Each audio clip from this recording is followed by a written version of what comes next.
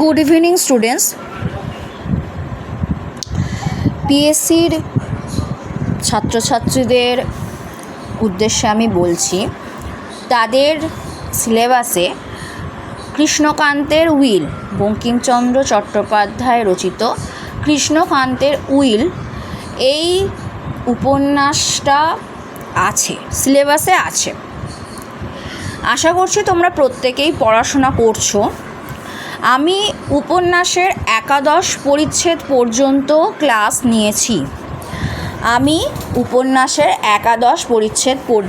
Class নিয়েছি।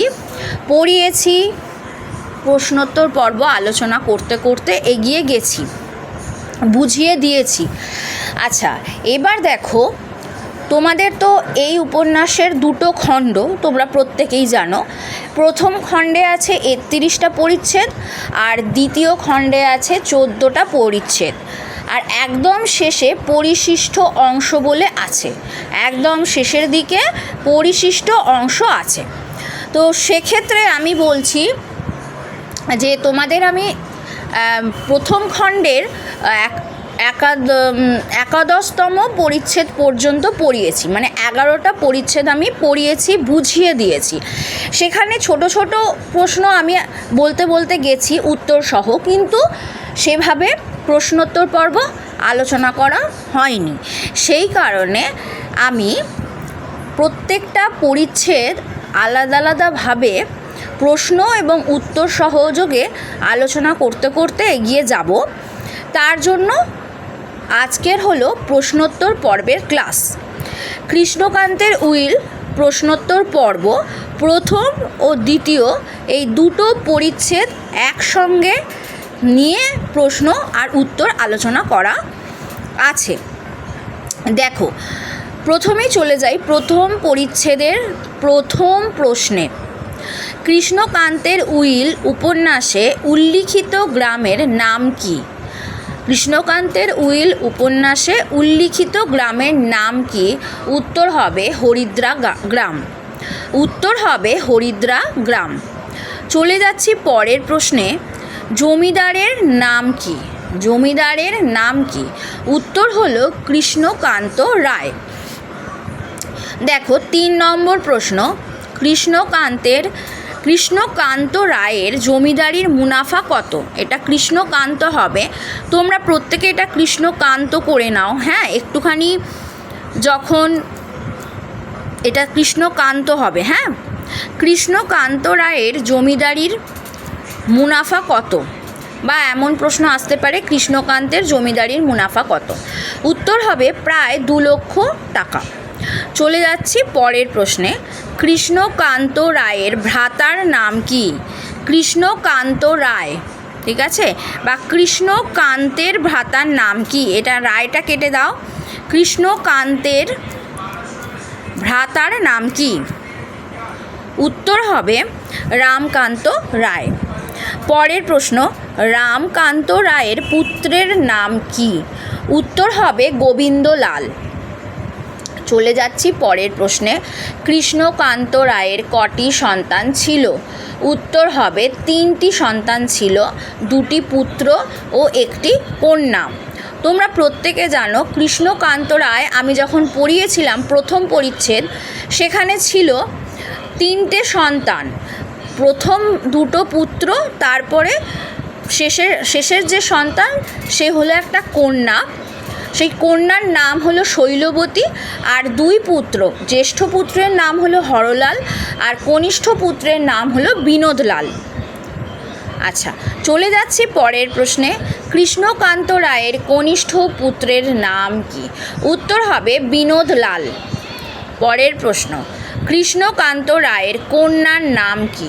উত্তর হবে শৈলবতী। পরের প্রশ্ন। কৃষ্ণকান্ত রায়ের প্রথম উইলে সম্পত্তির কত পরিমাণ অংশ গোবিন্দলালের ভাগে পড়েছিল? আমি তোমাদের পড়িয়েছি, দেখবে প্রথম পরিচ্ছেদেই আছে। ক্লাসগুলো যদি তোমরা করে থাকো, ওখানেই পড়িয়েছি, ওখানেই বুঝিয়েছি যে গোবিন্দলাল ছিল রামকান্ত রায়ের পুত্র, কৃষ্ণকান্তের ভ্রাতুষ্পুত্র। কৃষ্ণকান্ত রায়ের ভ্রাতুষ্পুত্র ছিল এই গোবিন্দলাল। তো কৃষ্ণকান্ত রায়ের প্রথম উইলে সম্পত্তির কত পরিমাণ অংশ গোবিন্দলালের ভাগে পড়েছিল? উত্তর হবে 8 আনা। পরের প্রশ্ন, হরলাল ও বিনোদলালের ভাগে কত করে পড়েছিল? হরলাল ও বিনোদলালের ভাগে সম্পত্তির কত করে অংশ পড়েছিল? উত্তর হবে 3 আনা করে। চলে যাচ্ছি পরের প্রশ্নে, সম্পত্তির কত পরিমাণ অংশ শৈলবতী ও গৃহিণীর ভাগে পড়েছিল? সম্পত্তির কত পরিমাণ অংশ শৈলবতী ও গৃহিণীর ভাগে পড়েছিল? উত্তর হবে 1 আনা করে।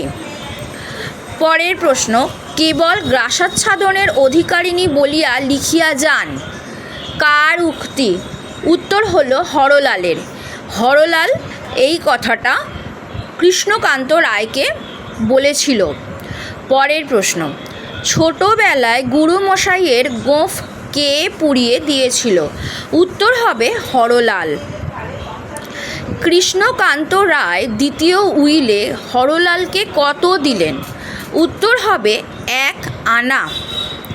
পরের প্রশ্ন, হরলাল পিতৃগৃহ ত্যাগ করে কোথায় চলে গিয়েছিলেন? উত্তর হবে কলকাতায়। বা এইখানটা তোমরা একটুখানি কারেকশান করতে পারো, গিয়েছিলেনের জায়গায় করো গিয়েছিল, ঠিক আছে? গিয়েছিলেনের জায়গায় করো গিয়েছিল। চলে যাচ্ছি পরের প্রশ্নে, কলিকাতায় পণ্ডিতেরা মত করিয়াছেন যে বিধবা বিবাহ শাস্ত্রসম্মত। কে বলেছে? এই কথাটা কে বলেছে? উত্তর হবে হরলাল।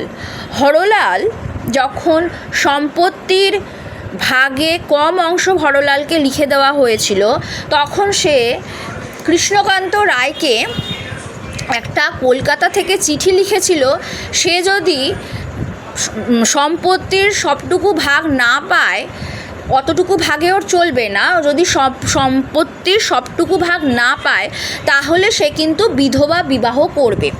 এবং সে জানতো যে বিধবা বিবাহ কৃষ্ণকান্ত কিন্তু কোনোদিনই মেনে নিতে পারবে না, সেই জন্য সে বলেছে বিধবা বিবাহ করব।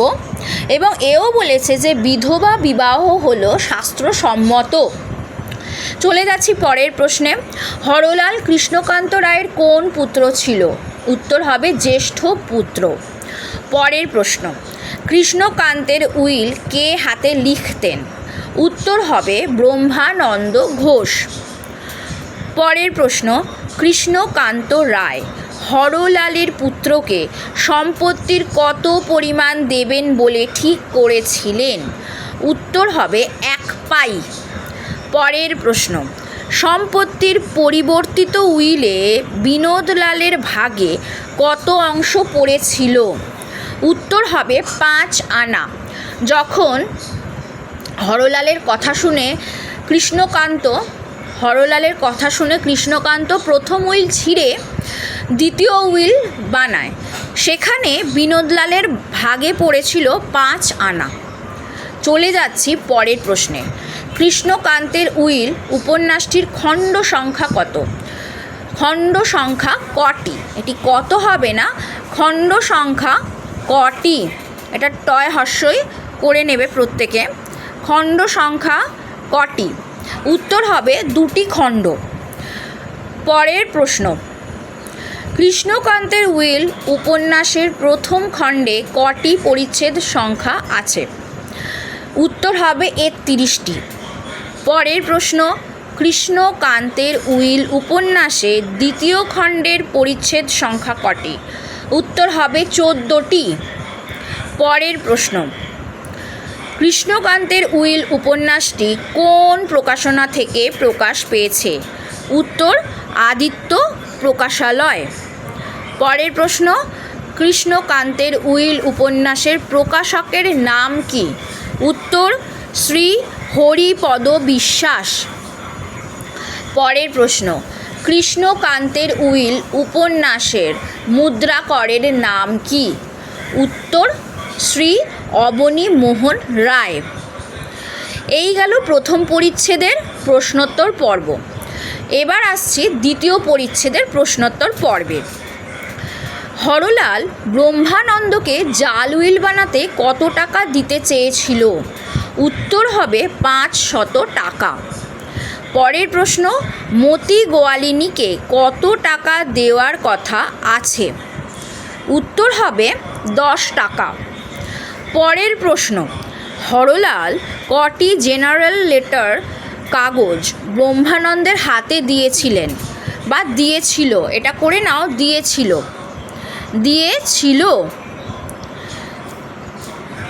উত্তর হবে 2 খানি। পরের প্রশ্ন, কৃষ্ণকান্তের মৃত্যুর পর হরলালের মতে সম্পত্তির কত ভাগ গোবিন্দলালের ভাগে পড়ার কথা বলা আছে? উত্তর হবে 1 পাই। পরের প্রশ্ন, হরলালের বানানো জাল উইলে কত আনা তার নিজের ভাগে সে রেখেছিল? উত্তর 12 আনা। পরের প্রশ্ন, জাল উইলে হরলাল দস্তখত করার সময় কজন সাক্ষীর হয়ে দস্তখত করেছিল? উত্তর হবে 4 জন। দেখো, হরলাল কিন্তু কৃষ্ণকান্ত রায়ের ও আরও 4 জনের সাক্ষী হিসেবে, আরও 4 জনকে সাক্ষী হিসেবে রেখে সে কিন্তু তাদের সই এবং কৃষ্ণকান্ত রায়ের সই জাল করেছিল সেই জাল উইলে। আচ্ছা, পরের প্রশ্ন দেখো, জাল উইল করতে পারলে হরলাল ব্রহ্মানন্দকে আরও কত টাকা দেবে বলেছিল? উত্তর 500 টাকা। পরের প্রশ্ন, হরলাল কখন বাকি টাকা আনবে বলে ব্রহ্মানন্দের কাছ থেকে বিদায় নিয়েছিল? উত্তর সন্ধ্যার পর। পরের প্রশ্ন, এই আলোচনার শেষ প্রশ্ন, কাংস পাত্র ও কদলী পত্রের অর্থ কী? উত্তর কাঁসার পাত্র ও কলা পাতা। এই গেল কৃষ্ণকান্তের উইল উপন্যাসের প্রথম ও দ্বিতীয় পরিচ্ছেদের প্রশ্নোত্তর পর্ব আলোচনা। আজকের আলোচনা এই পর্যন্তই। পরের ক্লাসগুলোর জন্য তোমরা অবশ্যই চ্যানেল সাবস্ক্রাইব করে রাখো এবং বেল আইকনটা দিয়ে রাখো। পরের ক্লাসে থাকবে পরের আরও 2টো পরিচ্ছেদের প্রশ্নোত্তর পর্বের আলোচনা। আজকের আলোচনা এই পর্যন্তই। Thank you students, thank you so much.